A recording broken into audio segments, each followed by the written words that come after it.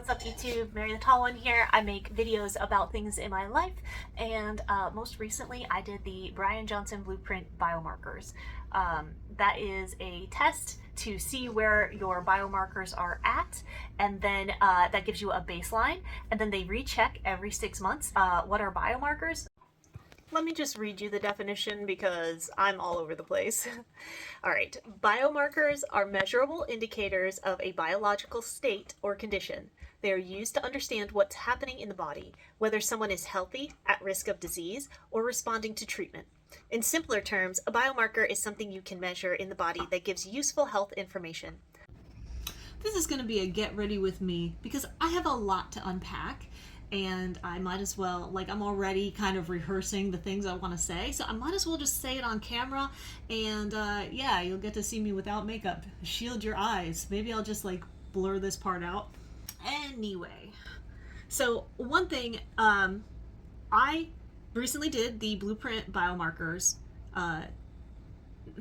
program. I'll call it that. I don't know what you would call it. It's not insurance. It's something you do outside of insurance. But I think I even have to unpack something about insurance because people don't understand.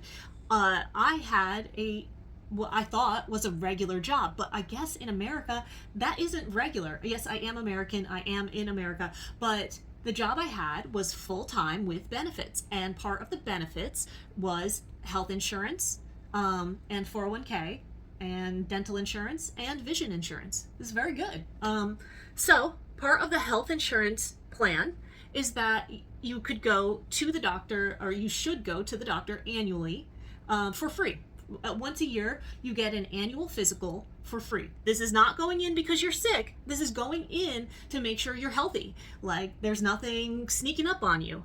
And you don't know unless you test. So every year I would get a blood test and just make sure all my levels were normal. So the most common things that people have in America is heart disease and diabetes, right? So those are the two main things that my doctor is always looking at for everyone, right? That's a standard. So we do a CBC, I think it's called CBC panel, something like that. And she really focuses on glucose sensitivity and my cholesterol.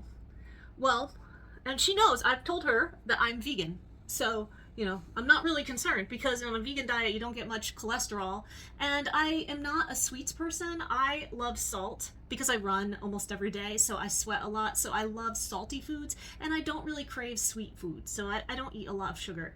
And my glucose and my lipids or cholesterol or whatever are perfect. She always tells me every year, you're the healthiest patient I have, but I'm also a hypochondriac, so I'm always going in there what if something's wrong with me? But as far as I know, nothing's wrong with me. I want to optimize my health. I'm a big fan of Brian Johnson, and if you don't know who he is trying to live forever. And I know people hear that and they hate it. Oh my God, does that get a lot of flack. People really hate the idea of somebody living forever. That just infuriates the people that I've interacted with in person, at least. So I don't talk about it too much because, yeah, number one, it's not going to happen in our lifetime. Well, maybe, but probably not. It's just a goal. You just try your best, and maybe you'll live longer, or at least average lifespan. There's some things that are also a misconception. So I think it's about 66% of people make it to 80. And then only 2 in 10,000 people make it to 100. So if you think that you're going to live to 100, you're probably not. Statistically, you're probably not. Most people will not. And there's a famous book called 4,000 Weeks. If you haven't heard of that, that's all you get. That is on average what you get. And some people get far less, and that's horrible. But 4,000 weeks, and you know how long a week is. Doesn't seem that long. And you're thinking wait, 4,000? I feel like that's not a lot of time. You can picture that. 4,000 weeks? And you only get so much vacation time? It doesn't seem fair. Now, in my particular case, I have low iron and a thyroid antibody just starting.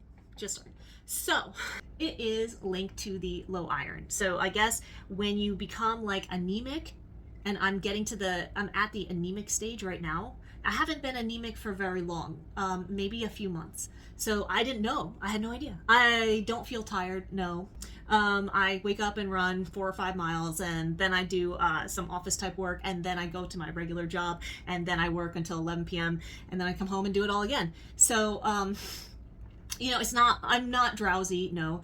I do get cold hands and cold feet. I've always had cold hands and cold feet. I've only been anemic for like probably a couple months. It's not like it didn't change my blood cells or anything like that. I just have to do a few things. One, I have to, because I have a high iron diet, was looking at all the foods I eat. They are highly nutritious, too nutritious. I have a lot of foods that contain calcium and zinc and polyphenols. Those are what's in dark chocolate that are healthy for you. There's something in nuts. I don't remember what it is. But so like anyway, I eat a lot of variety all day, and caffeine. Caffeine is also interferes with iron. So what I need to do is just plan ahead. So it doesn't have to be dinners, but I'm gonna do dinners because I like to have caffeine in the morning and throughout the day. So, and this just works out with my work schedule too. So they say like at least 2 hours before your iron meal, cut out all the things that could interfere with iron. And I'm going to even go a step further and do 4 hours ahead of time because my work schedule is 3 to 11. So I take lunch at 7. And if I just stop when I get to work, no nuts, no chocolate, no calcium-rich foods, and no caffeine. That's gonna be the hardest one because when I get to work, I like to load up on caffeine again. Can't do that anymore. So then when I eat dinner, I won't have anything to interfere with the iron that's in my food. I do have a lot of high iron food. That's fine. So that's the plan going forward. And then I'll also add an iron supplement every other day. That's what chat recommended. I uploaded all my information to chat. Blueprint Biomarkers app has AI built in. I'm sure it's the exact same thing as chat. I'm just more familiar with chat. We go way back. I've had chat since it came out. And so it has like all of my history, and I just felt better doing it that way. But I'm also using the AI that's in the Blueprint app. So yeah, so that's my story, and it's pretty convenient that I can just fix it. Chat expects like 3 weeks.